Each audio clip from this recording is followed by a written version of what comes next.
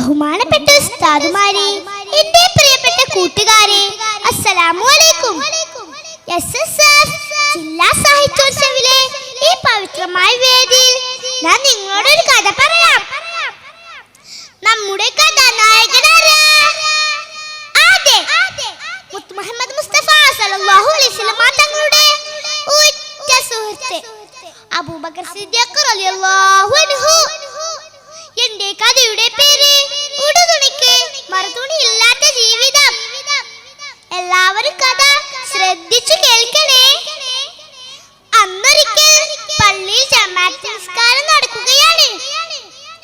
സ്വഹാബത്ത് എല്ലാവരും ഉണ്ട്. നിസ്കാരം കഴിഞ്ഞ് പതിവ് ഔറാദുകൾക്ക് ശേഷം നബി സല്ലല്ലാഹു അലൈഹി വസല്ലം തങ്ങൾ തിരിഞ്ഞു നോക്കി. സിദ്ദീഖ് തങ്ങളെ മാത്രം കാണുന്നില്ലല്ലോ. ഒരു ജമാഅത്ത് പോലും ഒഴിവാക്കാത്ത അബൂബക്കർ സിദ്ദീഖ് തങ്ങൾക്ക് എന്തു പറ്റി?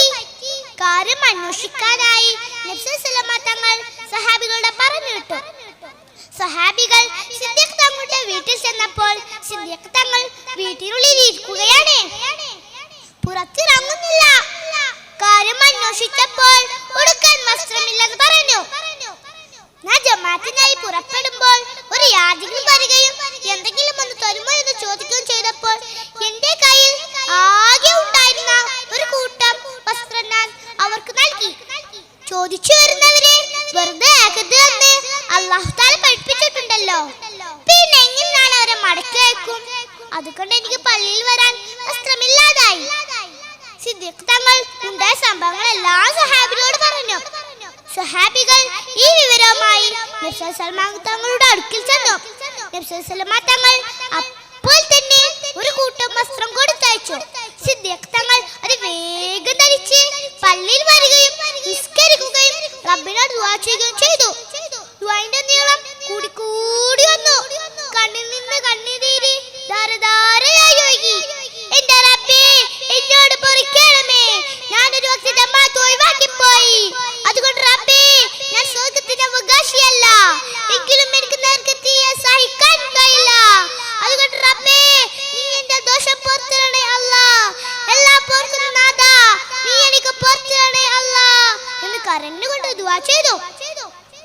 നോക്കൂ കൂട്ടുകാരെ, എന്തൊരു ജീവിതമാണ് വിട്ടത്.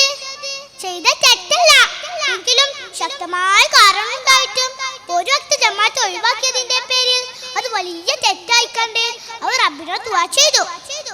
അതുകൊണ്ടാണ് അവർ വിജയിച്ചത്. നമുക്ക് വിജയിക്കണ്ടേ? നാം ഒന്ന് ആലോചിച്ച് നോക്കണം.